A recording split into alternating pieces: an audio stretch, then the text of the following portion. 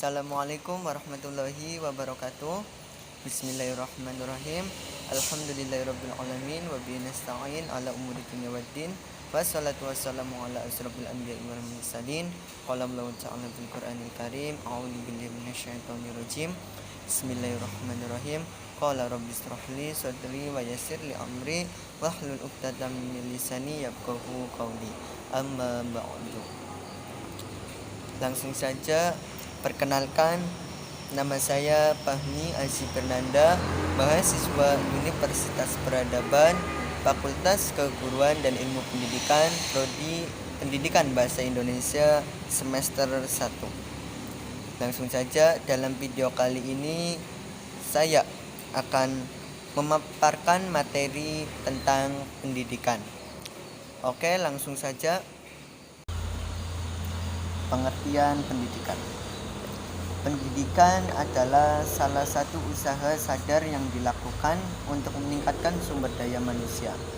Dan salah satu ahli, yaitu Prof. Herman Hahom, berpendapat pendidikan adalah proses abadi dari penyesuaian yang lebih tinggi bagi makhluk yang telah berkembang secara fisik dan mental yang bebas dan sadar kepada Tuhan. Itu adalah pengertian dari sebuah pendidikan. Selanjutnya ada tujuan pendidikan. Tujuan pendidikan saya di sini ada 5 tujuan. Yang pertama, untuk membantu peserta didik menumbuh kembangkan potensi-potensi kemanusiaannya. Yang kedua, memperbaharui informasi. Yang ketiga, meningkatkan pemahaman. Yang keempat, mencetak generasi muda. Dan yang kelima, yaitu yang terakhir, mempertajam pengetahuan. Selanjutnya ada efisiensi pendidikan. Masalah efisiensi pendidikan yang dipersoalkan adalah bagaimana suatu sistem pendidikan dapat mendayagunakan sumber daya yang ada untuk mencapai tujuan. Jika penggunanya hemat dan tepat sasaran, dapat dikatakan efisiensinya tinggi. Jika terjadi yang sebaliknya, maka efisiensi berarti rendah. Itu maksud dari efisiensi pendidikan. Selanjutnya ada relevansi pendidikan. Relevansi pendidikan mencakup sejauh mana sistem pendidikan dapat menghasilkan keluaran yang sesuai dengan kebutuhan pembangunan nasional, yaitu permasalahan yang digambarkan dalam suatu rumusan tujuan pendidikan nasional. Itu adalah relevansi pendidikan. Selanjutnya ada karakteristik pendidikan. Sistem pendidikan nasional di Indonesia bertujuan mencerdaskan kehidupan bangsa dan mengembangkan manusia Indonesia seutuhnya, yaitu manusia yang beriman dan bertakwa kepada Tuhan Yang Maha Esa dan berbudi pekerti luhur, memiliki pengetahuan dan keterampilan, kesehatan jasmani dan rohani, kepribadian yang mantap dan mandiri, serta rasa tanggung jawab kemasyarakatan dan kebangsaan. Itu adalah karakteristik pendidikan. Yang selanjutnya ada komponen-komponen pendidikan. Di sini saya menuliskan ada 5 komponen. Yang pertama ada tenaga pendidik dan tenaga pendidikan. Yang kedua ada bahan ajar. Yang ketiga ada sarana prasarana. Yang keempat ada administrasi. Dan yang kelima atau yang terakhir ada anggaran pendidikan. Itu adalah komponen-komponen pendidikan. Dan yang selanjutnya ada metode pendidikan. Metode pendidikan itu adalah sebuah hal untuk dipertimbangkan pendidik dalam pemilihan metode pendidikan, yaitu yang pertama, tujuan dan target pembelajaran yang ingin dicapai. Yang kedua, ruang lingkup dan urutan materi atau bahan pembelajaran. Yang ketiga, pertumbuhan dan perkembangan fisik dan psikologis peserta didik. Yang keempat, kebutuhan dan karakteristik peserta didik.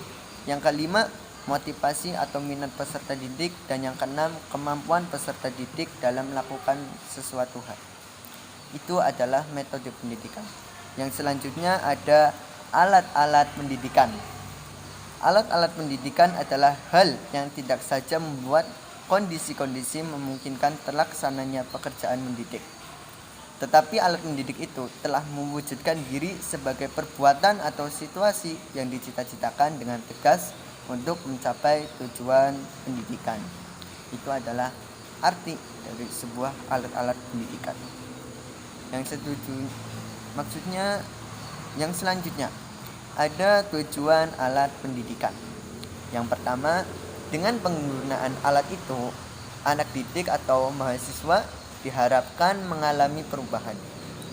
Yang kedua, membimbing mahasiswa untuk mencapai kedewasaan. Dan yang ketiga, agar mahasiswa mengerti alat yang utama untuk mencapai tujuan dalam lapangan pendidikan adalah pergaulan, terutama pergaulan anak dengan orang dewasa. Dan yang selanjutnya ada lingkungan pendidikan. Lingkungan pendidikan adalah segala sesuatu yang ada di sekitar manusia, baik berupa benda mati, makhluk hidup, ataupun peristiwa-peristiwa yang terjadi termasuk kondisi masyarakat, terutama yang dapat memberikan pengaruh kuat kepada individu. Dan yang selanjutnya pembagian lingkungan pendidikan.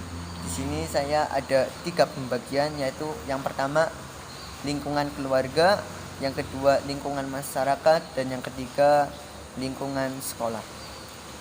Next, ada pengertian pendidik dan peserta didik.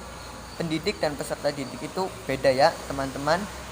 Pendidik yaitu adalah orang yang melakukan kegiatan dalam bidang mengajar, sedangkan peserta didik adalah yaitu maksudnya peserta didik itu didefinisikan sebagai orang yang belum dewasa dan memiliki sejumlah potensi dasar yang masih perlu diperkembangkan. Itu perbedaan pendidik dan peserta didik. Selanjutnya saya mencari materi ini, pastinya ada 4 buku yang saya cari. Dan di sini daftar pustaka saya yang pertama ada Mariono 2019, maksud saya 2011, yang berjudul Dasar-Dasar dan Teknik Menjadi Supervisor Pendidikan, Depok Arus Media. Yang kedua Hidayat Rahmat 2019, Ilmu Pendidikan, Konsep, Teori, dan Aplikasinya, Medan Lembaga Peduli.